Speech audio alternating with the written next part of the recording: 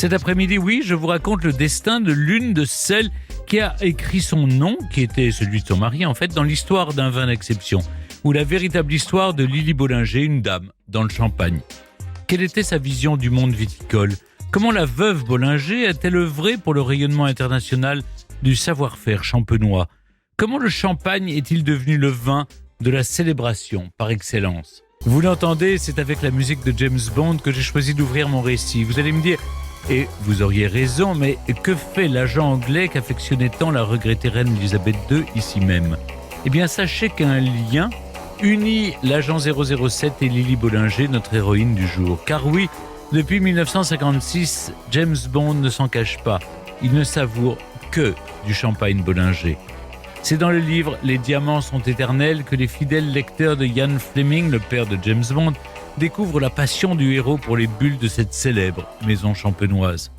En 1956, cette maison fondée en 1829 à Ailly, en Champagne, a une grosse demi-heure de Reims et dirigée voilà une quinzaine d'années par une femme d'origine écossaise, Elisabeth Bollinger, appelée Madame Jacques Bollinger dans les réunions et événements officiels, Tante Lily pour les intimes. Pendant près de 30 ans, c'est elle qui va présider d'une main de maître au destin de cette marque réputée dans le monde entier. D'elle, on ne sait que peu de choses.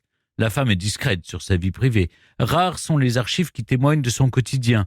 Le travail semble être sa principale, si ce n'est son unique activité. Il faut dire que présider une telle entreprise, constituée essentiellement d'hommes, requiert une force de caractère et une résistance au travail hors du commun. Madame Bollinger possède ces qualités, et bien d'autres. On garde d'elle l'image d'une femme de 40 ans, bien mise, au chignon de cheveux châtains tirés à 4 épingles, les yeux verts, le visage rond, des perles délicatement fixées sur chaque oreille et un collier élégant autour du cou. Le tout alors qu'elle pose sourire aux lèvres au milieu de ses vignes sur sa bicyclette, le séant posé sur une selle Hermès en crocodile, réalisée juste pour elle. Mais qu'importe le physique. À une époque, la Seconde Guerre mondiale, où la femme est davantage sollicitée pour ses attributs que pour ses prédispositions intellectuelles, Elisabeth Bollinger va prouver le contraire. Derrière la cycliste des vignes se cache une patronne éclairée. Assemblage, gestion des stocks et merchandising, la veuve Bollinger va rapidement trouver sa place et propulser la maison au sommet. Une maison qui, vous l'avez compris, ne date pas d'hier. Nous sommes le 10 novembre 1923. C'est à Paris, en l'église Saint-Pierre de Chaillot, que Jacques Bollinger, 28 ans, petit-fils du fondateur et héritier avec son frère Edgar du Champagne Bollinger, prend pour épouse Elisabeth Mary Lowe de Lauriston de Boubers, 24 ans, ici présente. Pour l'occasion, Monseigneur Neveu, évêque auxiliaire de Reims, est présent. Rien d'étonnant, car le couple partage sa vie entre le domaine champenois de Jacques et leurs obligations de représentation dans la capitale. Habiter Paris, c'est avant tout faire des affaires et entretenir de juteuses relations avec le petit monde de la vigne. Ainsi, les archives conservées au sein de la maison de Champagne précisent à propos de leur demeure, que ce soit à Paris ou dans l'est de la France, que la décoration des lieux y est soignée. On y trouve notamment un tapis d'Aubusson de couleur crème ou encore un service Joseph de la maison Klotz, comprenant 24 verres à eau, 36 verres à Bordeaux, 24 verres à Porto et 6 carafons. C'est vrai qu'il en faut de la vaisselle pour accueillir du beau monde. En Champagne, ce sont évidemment les organisations de chasse qui occupent les réceptions des Bollinger. On y retrouve notamment le notaire agéen, Monsieur Lefebvre, et messieurs Ayala, Paul Roger, Dubois, Baris, Moreau de Montebello ou le vicomte Ramolino, un certain nombre de notables du négoce de Champagne. Les premières années de son mariage sont tout à la fois riches, denses et confortables pour Lily Bollinger qui, une fois par semaine, s'échappe avec son époux à la capitale pour mener grand train. Elle vit sa vie par procuration. Jacques Bollinger, son frère Edgar et leur associé Pierre Moret de Rocheprise dirigent l'entreprise sans qu'elle n'y prenne part. Mais rapidement, la situation se gâte et Lily Bollinger va devoir jouer le tout premier rôle dans cette maison champenoise. Tout commence avec la mort de son beau-frère Edgar en 1929. Jacques Bollinger assure la direction pendant une dizaine d'années, mais en 1941, lui aussi vit ses derniers instants. Alors que la Seconde Guerre mondiale vient d'éclater, une maladie le terrasse le 13 août 1941. Le couple qu'il forme avec Elisabeth n'a pas engendré de descendance. Lily a 42 ans, est donc sa légataire universelle et son unique héritière. Et une catastrophe n'arrivant jamais seule, l'associé Pierre Moret de Rocheprise s'enlise à son tour dans la maladie alors qu'il vient de perdre coup sur coup un fils et son épouse. Lily Bollinger se retrouve donc bien malgré elle à la tête d'un domaine qu'elle va devoir gérer seule.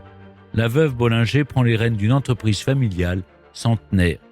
Elle n'est pas la première. Avant elle, la veuve Clicquot, la veuve Pommery ou la veuve Perrier ont elles aussi dû remplacer au pied levé et au coude aussi leurs époux à la tête de leurs maisons respectives. Mais pour Lily Bollinger, le contexte est bien différent et il faut l'avouer, bien plus difficile. Depuis septembre 1939, en effet, l'Europe et la France sont ravagées par la guerre et la Champagne est loin d'être épargnée par ce conflit meurtrier qui ruine l'économie locale. L'entreprise Bollinger est directement impactée. Avec l'arrivée des Allemands dans la région, les occupations des domaines et les pillages des biens sont monnaie courante. Ainsi, dans une lettre, Madame Bollinger évoque cette période sombre. Nous sommes au tout début de la guerre, et voici ce qu'elle écrit. En ce qui concerne la maison, 10 juin 1940, gros bombardement aérien causant l'incendie et la destruction d'une cave, de la caisserie, du cellier d'emballage et des ateliers de mécanique. L'ordre d'évacuation ayant été donné à la population d'Ailly ce jour même, c'est à la lueur d'un immense brasier que nous avons dû quitter notre chez nous au milieu de la nuit. M. Bergeau, c'est le chef de cave à ce moment, put heureusement dès le 2 juillet regagner Ailly, où pendant 6 jours il assista impuissant au pillage de la cave par les Boches. Le 6 juillet, il arrive à se faire rendre la maison et à réorganiser le travail avec les ouvriers déjà revenus, mais 180 000 bouteilles avaient disparu depuis l'évacuation. Passer de femme de directeur à directrice en personne au beau milieu d'une guerre n'est pas la tâche la plus aisée, vous en conviendrez, car en plus des bouteilles dérobées par l'ennemi, 70 000 autres flacons seront embarqués par les Allemands avant qu'ils ne rebroussent chemin. Lily Bollinger doit donc prendre les choses en main pour que son domaine ne disparaisse pas à tout jamais, car pendant la Seconde Guerre mondiale, de nombreux ouvriers sont réquisitionnés pour travailler en Allemagne. Les matières premières viennent à manquer, comme l'électricité, mais aussi les bouchons et les bouteilles. Madame Jacques Bollinger apprend donc à hiérarchiser les urgences, à contacter les bons interlocuteurs pour l'aider à remettre sur pied son domaine. En 1944 notamment, à la suite d'un bombardement aérien, un cellier et 2 caves sont détruites. Elle consigne systématiquement toutes les pertes pour en demander un dédommagement plus tard.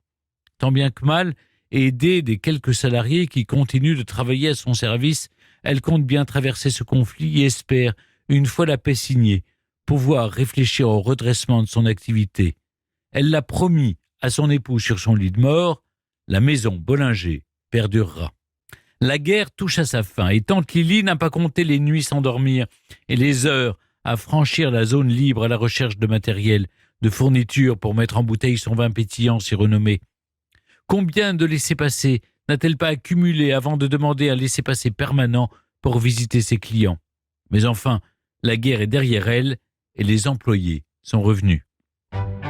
Il faut à présent qu'elle trouve sa place au sein de ce domaine qu'elle a récupéré à la hâte en plein conflit mondial. Au départ, elle ne semble pas vouloir révolutionner l'entreprise Bollinger, une institution vieille de plus de 100 ans, je vous le disais. Lily s'inscrit dans la droite ligne de feu son mari Jacques.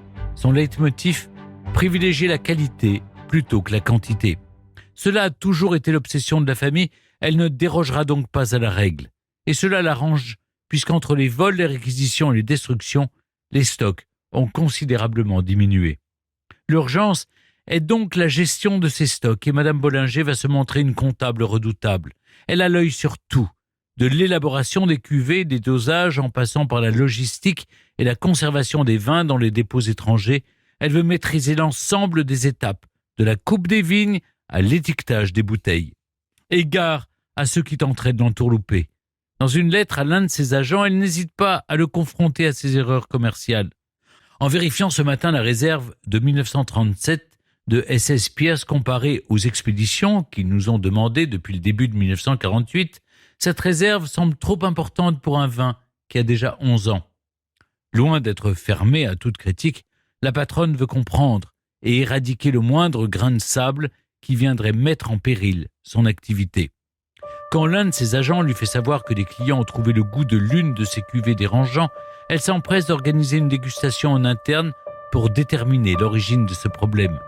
M. Bergeau se demande si le goût qui a été trouvé à la dégustation ne proviendrait pas de la colle qui a servi à fixer les teints et qui, pas séchée au départ, aurait moisi sous l'influence de la chaleur dans le train ou le bateau. En versant le vin, il aurait été en contact avec le bord de la bouteille où serait resté attaché de la moisissure. Ce vin aurait pris le goût que vous avez signalé. Madame Bollinger ne vit pas en vase clos, concentrée uniquement sur les nectars qui voient le jour sur son domaine. Elle est une fine observatrice, se compare régulièrement avec ses principaux concurrents sans leur livrer une guerre déloyale. Elle se montre très soucieuse, par exemple, des tarifs pratiqués par d'autres maisons de champagne, comme elle s'en confie encore dans une lettre. Les prix des concurrents que vous m'avez envoyés m'ont vivement intéressé, et je vois que nous restons à la bonne place. Pourtant, dans l'ombre de son mari pendant des années, Lily Bollinger déploie l'étendue de ses qualités, se montrant même très sourcilleuse au regard de la situation économique internationale. En 1949, elle s'inquiète des problèmes de dévaluation monétaire. Ne pas rechercher à tout prix les ventes et privilégier la relation client l'obsède. Choyer les partenaires de longue date, elle en est certaine, c'est là la clé de la réussite. Elle n'a peut-être pas tort. En 1968, alors que le secteur du vin pétillant dégringole de 7%, la maison Bollinger, elle, menée fièrement par Elisabeth, voit son chiffre d'expédition augmenter de 5,5%. Il ne fait plus aucun doute, Madame Bollinger a la bosse du commerce et une intuition qui ne la trompe jamais. Elle soutient toujours ses employés, mais aussi ses partenaires. Pierre Moret de Rocheprise, son associé, est malade. Qu'à cela ne tienne, elle achète une voiture pour faciliter ses déplacements. D'un point de vue plus technique, Lily Bollinger aussi entre tradition et modernité. Hors de question pour elle de transformer son procédé de vinification. Pourquoi changer une méthode qui a fait ses preuves ? Sous son air, la vinification est toujours réalisée en fût de chêne, et gare à ceux qui tenteraient de l'en dissuader. Ce sont les méthodes traditionnelles qui comptent, même si elles paraissent démodées. La qualité de mes vins le prouve, expliquera-t-elle. En revanche, Lily Bollinger ose prendre des risques et lance de nouvelles cuvées, comme en 1967 lorsqu'elle sort le récemment dégorgé.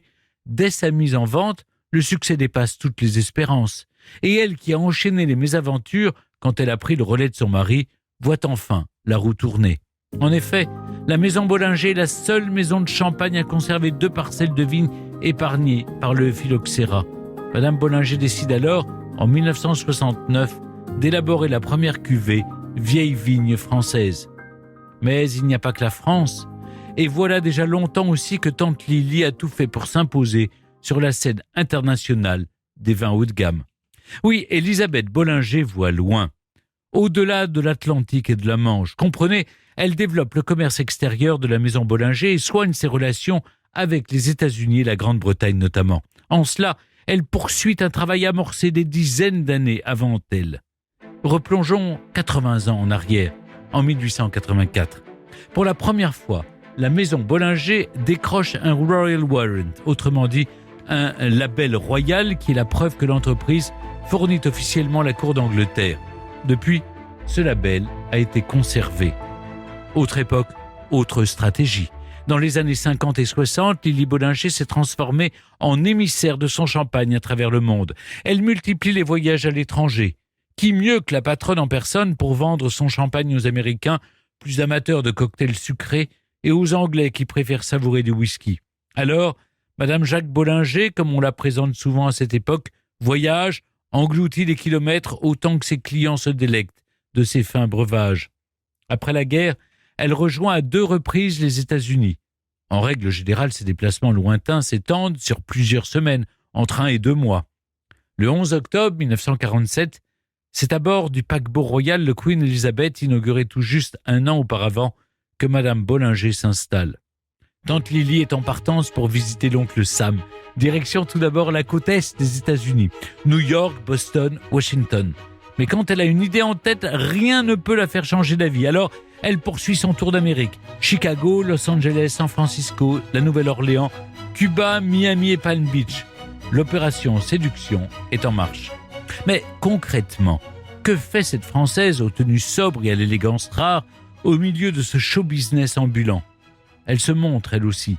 Preuve en est, il suffit de rechercher dans les archives des journaux régionaux, des gazettes locales ou encore des revues spécialisées dans le luxe et donc le vin et le champagne pour découvrir une multitude d'articles qui évoquent sa venue à telle soirée mondaine, à la rencontre de clients convoités ou pour parler avec des journalistes pouvant relayer son amour du champagne. Dans un message envoyé à l'un de ses agents américains, Lily ne s'en cache pas. « Je suis disposée à aller dans les différentes villes que vous trouverez bon de visiter pour pousser le Bollinger.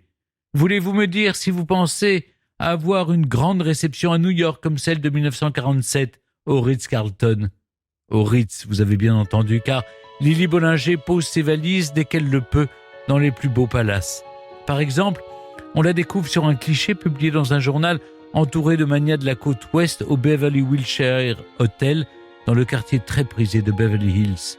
C'est elle, la star, qui tient par les épaules d'actuels et de futurs clients prêts à dépenser beaucoup d'argent pour s'offrir l'un des nectars de Madame Bollinger. Elle est l'ambassadrice de son champagne et presque même de l'Hexagone. En 1961, le quotidien américain Chicago's America la nomme First Lady of France, première dame de France. Cette ouverture du champagne sur le monde, ce serait mentir que de dire qu'Élisabeth Bollinger en est l'instigatrice. Son mari avant elle entreprenait régulièrement des voyages à l'étranger et d'autres veuves en ont elles aussi eu l'idée. La veuve Clicquot, en 1814, malgré le blocus soviétique, envoie 10 000 bouteilles en Russie. La veuve Henriot devient fournisseur officiel de la cour impériale et royale d'Autriche. Quant à la veuve Pommery, elle ouvre le marché britannique avec des champagnes moins sucrés. L'Angleterre reste d'ailleurs une destination privilégiée de Lily Bollinger.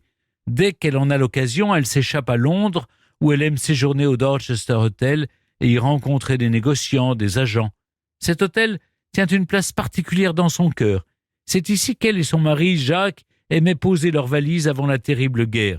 Mais dans cette vie à 100 à l'heure, au service de la maison Bollinger, Lily n'a pas le temps de remuer les souvenirs du passé. Quand elle n'est pas présente directement sur le terrain pour faire l'article de son champagne, Lily Bollinger a à cœur de tisser des relations privilégiées avec ses agents répartis dans les principales villes cibles. Metzendorf à Londres, Julius Wiley Sons à New York et S.S. Pierce à Boston. C'est par lettres interposées qu'elle s'entretient avec ses hommes de confiance. Si elle n'hésite pas à les tancer quand ils prennent des décisions qu'elle juge néfastes pour le bien de l'entreprise, elle est aussi d'une grande bonté et bienveillance avec eux. Elle s'enquiert régulièrement de leurs affaires courantes, de l'état de santé de leurs proches.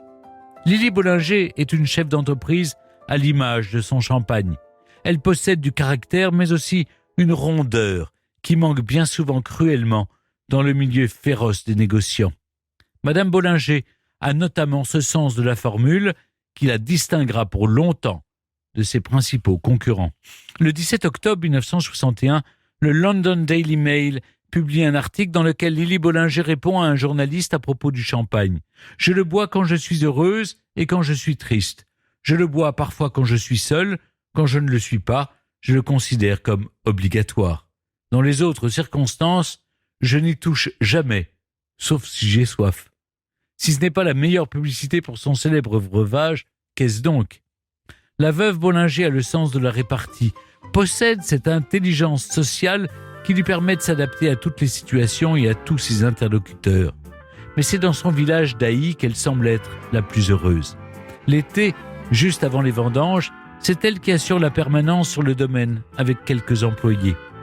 Longtemps laissée dans l'ombre d'autres veuves, Lily Bollinger goûte à titre posthume à une certaine reconnaissance. Mais c'est oublier qu'il y a 50 ans, les fins connaisseurs de champagne l'avaient propulsée en pleine lumière. Nous sommes dans le courant du mois de mai 1968. Si à Paris, étudiants et policiers se battent à coups de pavés et de barricades, à Londres, Madame Bollinger trinque avec le gratin mondain lors du Benevolent Dinner, une soirée qui réunit les plus grands amateurs de vin. C'est la première fois qu'une femme est conviée à cet événement. Mais elle n'est pas seulement présente, posée dans un coin pour montrer l'ouverture d'esprit de cette gentleman. Non, on lui demande de présider le dîner.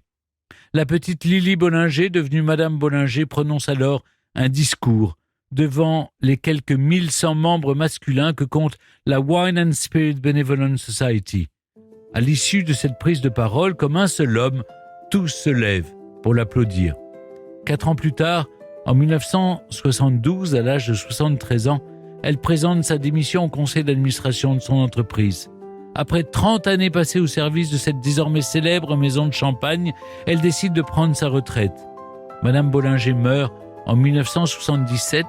Certains disent que son premier geste, en retrouvant son mari dans l'au-delà, aura été de trinquer au succès de leur maison Bollinger.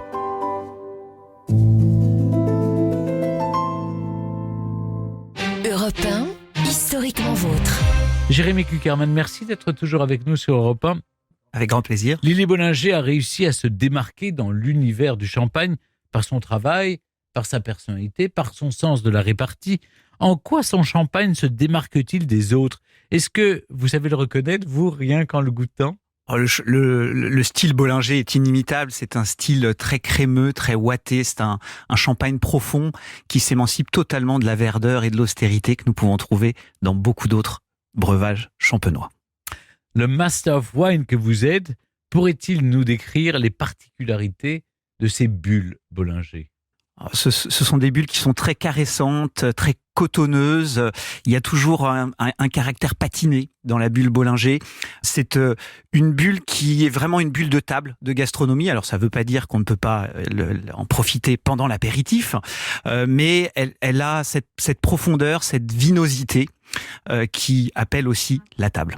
Mais vous savez de la même façon reconnaître tous les autres ? Il y a des maisons qui se démarquent plus que d'autres. Jérémy Kuckerman, vous êtes l'auteur du livre L'Odyssée du vin, tour du monde des vins et vignobles remarquables.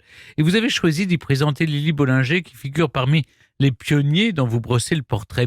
Quelle place cette grande dame a-t-elle pour vous dans l'histoire du champagne ? Une place fondamentale. Elle a été une véritable visionnaire à de nombreux titres. Une visionnaire au niveau de la communication et du marketing. Vous l'avez très bien décrit. Elle a su aller outre-Atlantique et outre-Manche. Elle a su se rapprocher de ses clients. Elle a su parler de sa bulle, incarner sa bulle. Et puis évidemment une visionnaire au niveau technique. D'abord dans les acquisitions, elle a su choisir et agrandir le vignoble avec un foncier exceptionnel. Et puis de vraies visions, notamment le RD, le récemment dégorgé dont vous avez parlé. Elle a été la première à initier ces élevages très très longs. Et puis en parallèle, les partenariats, James Bond bien sûr, et une véritable compassion, une véritable humanité. Donc j'ai envie de dire aussi une vision humaine, une vision des ressources humaines, une vraie chef d'entreprise qui a été source d'inspiration pour beaucoup de gens. C'est ça qui faisait la singularité de Lily Bollinger, parce que c'est pas facile pour une femme de s'imposer dans ce domaine terriblement masculin. C'est une certitude. Après, de ce point de vue-là, la Champagne peut être citée en exemple, puisqu'il y a eu un certain nombre de veuves et de grandes dames de Champagne. Oui, mais elles existent quand elles sont veuves, pardon de... C'est vrai, c'est vrai, mais... A contrario... Le monde du vin a très longtemps été un peu misogyne et dominé par les hommes. Donc c'est souvent des situations un peu dramatiques qui ont poussé les femmes à être sur le devant de la scène. Pour autant, c'est vrai qu'elle a relevé ce défi avec brio et qu'elle a marqué la Champagne et que la réputation de Bollinger, on la doit en grande partie à l'œuvre de Lily Bollinger. Oui, et ce qui fait aussi peut-être sa singularité, outre sa vision du monde viticole, c'est qu'elle a pris les rênes dans une période terriblement difficile. Elle n'a pas manqué de courage. Elle a même ouvert ses caves aux habitants d'Ailly lors des bombardements. Elle a aidé les familles. Donc elle s'est très vite, elle a acquis la confiance et le respect dans le village d'Ailly et plus globalement en Champagne. Et évidemment, quand on montre l'exemple, les salariés ont envie de suivre. Dans votre Odyssée du vin, vous nous emmenez faire le tour du monde, mais on va s'arrêter pas très loin d'ici, sur nos précieuses terres champenoises. Jérémy Kuckerman, depuis quand y produit-on du champagne ? À quand remontent les premières traces de production d'une telle boisson ? Alors, on a produit du vin en Champagne depuis de nombreux siècles. En revanche, le champagne à proprement parler, c'est-à-dire la bulle champenoise, date de la fin du XVIIe siècle et nous la devons aux Anglais qui ont découvert le procédé un peu par hasard en ajoutant du sucre et des mélasses qui ont permis de rendre ce breuvage qui était pas très alcoolisé un peu plus alcoolisé et effervescent, bien sûr. Le sacre de Louis XIV, par exemple, s'est fait au champagne, mais c'était encore un vin tranquille, donc sans bulles, qui devait probablement donner un petit peu la goutte, puisqu'il était très sec et assez austère. Et évidemment, le procédé champenois, la fameuse méthode champenois, ennoblit ce vin. Ce qui fait l'exception de la Champagne, ce sont ces terres. Quelles sont justement les particularités de ce sol champenois ? Alors le sol champenois, ce sont des sédiments marins. Il y avait la mer il y a 90 millions d'années, et donc après il y a eu le bassin francilien qui s'est effondré et qui a porté ces sédiments marins. Et donc en fait la Champagne est composée principalement de différents types de calcaire et notamment de craie.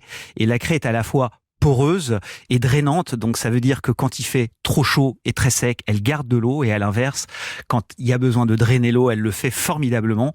L'autre grande spécificité de la Champagne, c'est son climat, un climat qui a deux influences principales, océanique et continentale, ce qui veut dire qu'on bénéficie d'étés assez ensoleillés et en même temps qu'on a une certaine douceur en hiver et qu'on a des précipitations assez régulières. Jérémy Kuckerman, j'ai raconté dans mon récit comment Lily Bollinger avait œuvré pour le rayonnement international de sa marque. Le champagne, c'est une part forte de l'identité française. Dans quelle mesure contribue-t-il au rayonnement culturel de la France à travers le monde ? Le champagne, c'est le vin de célébration par nature. C'est assez formidable d'ailleurs tout ce qui a été fait au niveau marketing, et Lily Bollinger et d'autres ont contribué à lui donner cette place particulière. On ne peut pas célébrer un grand événement sans que le champagne soit la boisson de référence. Et le champagne est aussi l'effervescent de référence. Quelle que soit la région du monde qui produit une méthode champenoise, elle va avoir comme exemple la Champagne. Ça, c'est dû à ce que nous venons de décrire au niveau climatique et au niveau de l'encépagement, mais aussi au niveau des hommes, parce que le terroir, c'est aussi la main de l'homme qui a forgé cette histoire. Donc, évidemment, le champagne est extrêmement important dans le rayonnement pour une région, j'ai envie de dire, relativement petite. Bon, c'est 34 300 hectares, c'est 319 villages, ou crus, comme on dit en Champagne. Alors, ça peut être considéré comme vaste par rapport à de toutes petites régions viticoles, mais quand on regarde le vignoble français, ça représente à peine 5% du vignoble français, et pourtant, quel rayonnement. Et ce qui est fou, d'ailleurs, autrefois, on disait vin de Champagne, et c'est devenu le nom commun. Maintenant, on dit du champagne. Exactement. C'est devenu un nom commun. En 2015, d'ailleurs, les coteaux, maisons et caves de Champagne ont été inscrits sur la liste du patrimoine mondial de l'UNESCO. Ce label, qu'est-ce que ça permet de plus ? Ça valorise et ça sacralise la beauté de ces crayères et de ces caves, de ces tunnels, puisque sous Reims et Haï, il y a autant de vie que dans les villes. Donc c'est vrai qu'il y a un monde souterrain absolument fantastique, et finalement ça célèbre aussi ce sous-sol magique qui a donné naissance à cette bulle unique. Mais cette bulle unique fait que c'est devenu, vous l'avez rappelé, Jérémy Kuckerman, le vin de la célébration. Je ne sais pas qui est le premier qui a décidé que le champagne allait devenir le vin de la fête et de la célébration, mais aussi c'est l'un des vins les plus chers. Et comme c'est un vin de célébration, on trouve tout à fait normal de payer un prix relativement élevé. Quand ça pétille, c'est la fête. Oui. Après, effectivement, je pense que ce qui est formidable en Champagne, c'est qu'il y a aussi un collectif très fort, et donc en fait tout le monde bénéficie du succès de la Champagne. Les petits récoltants qui vendent aux maisons, les récoltants un peu plus conséquents qui maintenant se sont mis à leur compte, et les maisons.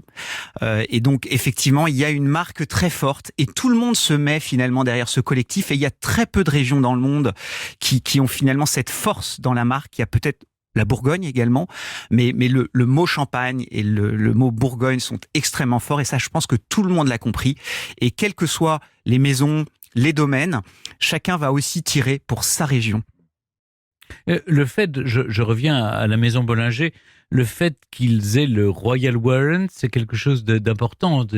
J'imagine, cela dit, presque tous les champagnes sont inscrits, tous les champagnes français sont inscrits ont le Royal World. Non, pas tous. Il y en a quelques-uns. Il y a Paul Roger. Il y a Paul Roger. Il y a quelques marques qui ont une relation très forte avec l'Angleterre et avec la cour anglaise. Pour autant, il y en a pas tant que ça. Les Anglais ont quand même très bon goût et connaissent très bien le vin, donc ils ont choisi de belles bulles. Et je pense que ça sacralise cette relation très particulière qu'avait Lily Bollinger et globalement la famille Bollinger avec l'Angleterre. Ian Fleming, les films de James Bond, et puis elle était écossaise, c'était une anglo-saxonne, donc le monde anglo-saxon comptait énormément pour elle. Dans votre Odyssée du vin, vous emmenez le lecteur en voyage pour un tour du monde des vins et des vignobles remarquables. Qui sont les principaux concurrents de la Champagne? Où est-ce qu'on produit, en Italie notamment, on produit des vins effervescents, mais il n'y a pas de concurrent pour vous Il n'y a pas de concurrent au champagne. On ne fait du champagne qu'en Champagne. Alors, d'abord, ce qui fait la magie du vin, c'est la diversité. Donc, le champagne n'a pas le monopole de la qualité. Il y a d'autres endroits où on fait de très bons effervescents dans le monde. Pour autant, comme je le disais, en méthode champenoise ou méthode traditionnelle, le champagne reste la référence. D'abord parce que il y a des conditions de production qui sont idéales et qui sont encore plus idéales aujourd'hui avec le changement climatique. Ah oui, vraiment. C'est-à-dire, expliquez-moi ça, parce que je pouvais penser que le changement climatique allait impacter négativement justement les sols champenois. Alors peut-être que ça sera le cas un jour et que les équilibres des vins feront des vins un petit peu plus charnus, mais pour l'instant, il faut rappeler que pendant très longtemps, le champagne était un vin qui n'était pas assez mûr et que c'était le procédé champenois qui lui permettait de trouver son équilibre. Donc avoir un vin un peu plus mûr avec de meilleurs équilibres, c'est plutôt une bonne chose. Donc jusqu'à maintenant, on va dire que d'un point de vue purement vitivinicole, le réchauffement climatique est plutôt une bonne chose. On chaptalisait abondamment les vins de Champagne pendant très longtemps pour qu'ils puissent avoir un équilibre quand on les buvait. Après, le Champagne reste effectivement, comme je l'ai dit, absolument unique à mon sens, et donc je ne pense pas que la Champagne ait beaucoup de concurrents. On ne fait du Champagne qu'en Champagne, on fait d'autres bons vins. Il y a d'autres créneaux. Le Prosecco, par exemple, s'est mis sur un autre créneau. D'ailleurs, ce n'est pas de la méthode champenoise. Ça ne se vend pas au même prix. Ça s'adresse à une autre clientèle. C'est un succès commercial également, mais très différent de celui de la Champagne, qui reste ce vin de référence pour les grands événements. Quels sont les défis qui attendent qui attendent la Champagne? J'ai cru comprendre que avec la crise, on consommait moins de champagne. Alors, l'exportation est plus compliquée en Chine, un peu partout dans le monde. Il faut relativiser les chiffres et cette crise. C'est, j'ai envie de dire, une crise après un gros succès, puisque l'année dernière était l'année record pour les champagnes en export et en chiffre d'affaires. Donc, on a une petite baisse cette année. La Champagne a toujours brillé, a toujours pétillé. Je suis sûr qu'elle continuera.